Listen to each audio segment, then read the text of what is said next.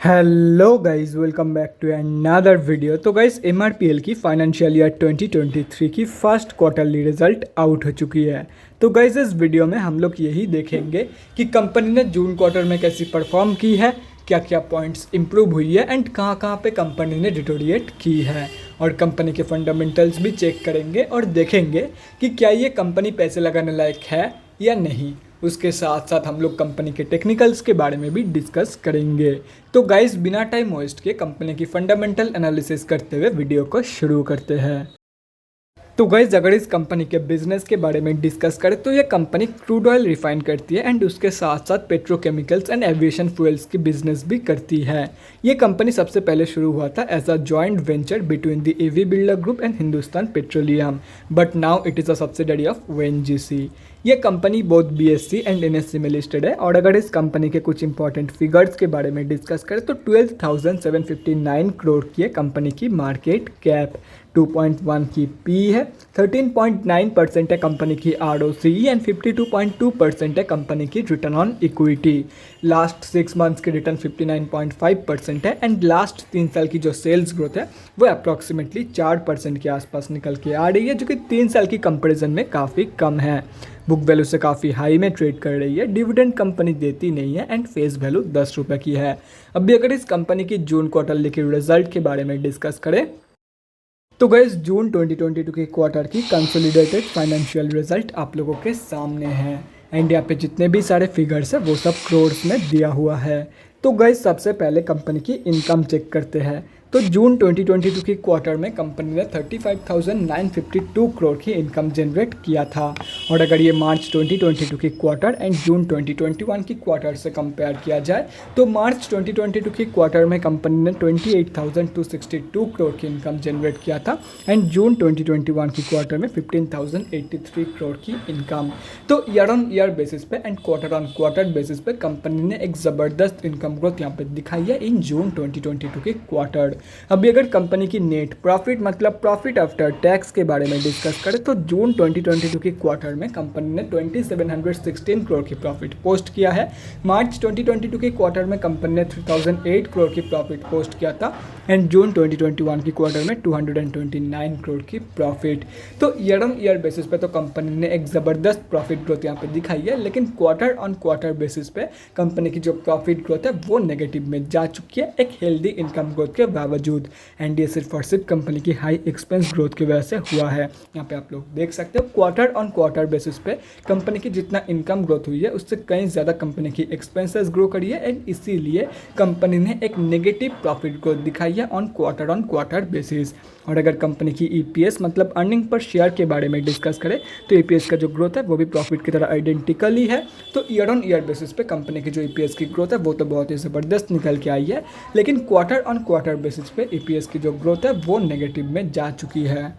तो अगर ओवरऑल देखा जाए तो सिर्फ और सिर्फ 2 ही जगह पे कंपनी ने नेगेटिव ग्रोथ दिखाई है इन जून 2022 की क्वार्टर एंड वो है क्वार्टर ऑन क्वार्टर बेसिस की कंपनी की प्रॉफिट एंड ईपीएस ग्रोथ। बाकी हर एक जगह पे कंपनी ने एक ज़बरदस्त ग्रोथ पॉजिटिव ग्रोथ मेंटेन करी है। तो अगर ओवरऑल देखा जाए तो जून 2022 की जो क्वार्टरली रिजल्ट है वो ठीक ठाक ही निकल के आई है, ना ही बढ़िया ना ही बेकार। तो गाइस, अभी अगर इस कंपनी की बैलेंस शीट की हेल्थ के बारे में डिस्कस करें, फाइनेंशियल ईयर 2022 में कंपनी की रिजर्व इंक्रीज हुई है एंड डेट रिड्यूस हुई है, जो कि किसी भी कंपनी के लिए बहुत ही ज़बरदस्त है। मतलब बैलेंस शीट की हेल्थ इंप्रूव हुई है इन फाइनेंशियल ईयर 2022। लेकिन अगर ओवरऑल देखा जाए तो डेट की कंपैरिजन में काफ़ी कम पॉजिटिव रिजल्ट मौजूद है कंपनी के पास। तो ओवरऑल जो बैलेंस शीट की हेल्थ है वो एकदम बेकार है, एकदम बकवास है। अभी अगर कंपनी के कैश फ्लोज के बारे में डिस्कस करें तो कैश फ्लोज की जो कंडीशन है वो डिटोरिएट हुई है इन फाइनेंशियल ईयर 2022। एफवाई 2021 में कंपनी के पास पॉजिटिव 24 करोड़ की कैश फ्लोज मौजूद थी, जो कि अभी डिटोरिएट होकर नेगेटिव में जा चुकी है एंड अभी कंपनी के पास नेगेटिव 20 करोड़ की कैश फ्लोज मौजूद है। और अगर कंपनी की शेयर होल्डिंग पैटर्न के बारे में डिस्कस करें तो जून क्वार्टरली की शेयर होल्डिंग पैटर्न आप लोगों के सामने है। जून की क्वार्टर में प्रमोटर्स की होल्डिंग अनचेंज्ड है, एफआईआईज ने बाइंग करी है एंड डीआईआईज ने सेलिंग। एंड अगर एंड ऑफ द क्वार्टर देखा जाए तो पब्लिक से माल उठाया गया है। और अगर पब्लिक में डिस्कस करें तो किसी भी बड़े रिटेलर की होल्डिंग नहीं है इस कंपनी में। मतलब इस कंपनी में हम अब जैसे छोटे मोटे रिटेलर की जो होल्डिंग है वो अप्रॉक्सीमेटली 8.26% के आसपास निकल के आ रही है। तो गाइस, अभी कंक्लूजन पे आते हैं, क्या आप लोगों को इस कंपनी में पैसा लगाना चाहिए या नहीं। तो देखो गाइस, जून क्वार्टरली की जो रिजल्ट है वो बहुत ही बढ़िया निकल के आई है, तो आप लोग डेफिनेटली शॉर्ट टर्म के लिए पैसा लगा सकते हो, लेकिन बैलेंस शीट की जो हेल्थ है एंड कैश फ्लोज की जो कंडीशन है वो देख के मैं आप लोगों को ये बिल्कुल भी नहीं रिकमेंड करूँगा कि इस कंपनी में आप लोग लॉन्ग टर्म के लिए कोई भी ट्रेड प्लान करो या तो फिर कोई भी इन्वेस्टमेंट प्लान करो, क्योंकि ये कंपनी फंडामेंटली थोड़ा सा वीक है। कंपनी की कैश फ्लोज नेगेटिव में जा चुकी है एंड कंपनी की डेट के कंपैरिजन में बहुत ही कम रिजल्ट मौजूद है कंपनी के पास। तो अगर कंपनी के ऊपर भरोसा है तो ही लॉन्ग टर्म के लिए जाना, अदरवाइज सिर्फ और सिर्फ शॉर्ट टर्म में प्रॉफिट को एंजॉय करो। अभी अगर कंपनी के टेक्निकल्स के बारे में डिस्कस करें तो गाइस यहाँ पे हम लोग आ चुके हैं एनएससी के डेली चार्ट पे।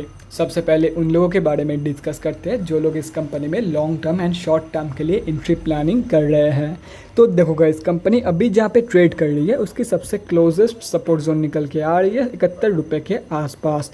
तो आप लोग डेफिनेटली इस प्राइस रेंज पे इस कंपनी में long term and short term के लिए एंट्री प्लान कर सकते हो। और रही बात स्विंग ट्रेडर्स की, तो गाइस यहाँ पे आप लोग साफ देखो तो कंपनी अभी 71 रुपीज़ की जो सपोर्ट है इसके आसपास आके कंसोलिडेट कर रही है। तो simply wait for the reversal confirmation from this support. जब कंपनी ऐसे रिवर्सल कंफर्मेशन शो करेगी तब रिवर्सल कंफर्मेशन के बाद आप लोग बाइंग प्लान कर सकते हो। फर्स्ट टारगेट होगा 95.7 का एंड सेकंड टारगेट होगा अप्रॉक्सीमेटली 124 रुपये का। बाकी के इंपॉर्टेंट लेवल्स आप लोगों के सामने हैं, तो अगर आप लोग चाहते हो तो स्क्रीनशॉट लेके रख सकते हो, कहीं पे नोट डाउन करना चाहते हो तो वो भी आप लोग कर सकते हो। तो guys that's it for this video. अगले वीडियो में मिलते हैं गाइज़। Thanks for watching. और गाइज़ अगर आप लोगों के मन में कोई भी डाउट या क्वेरी रहती है स्टॉक मार्केट या किसी भी स्टॉक से रिलेटेड तो कमेंट सेक्शन में कमेंट करके मुझसे पूछ सकते हो, या तो फिर मेरे इंस्टाग्राम का लिंक आप लोगों को डिस्क्रिप्शन बॉक्स में मिल जाएगा, जाकर वहाँ पर भी मुझे DM कर सकते हो फॉर एन वन-on-one conversation. Thanks again for watching guys. Bye guys and definitely guys stay safe.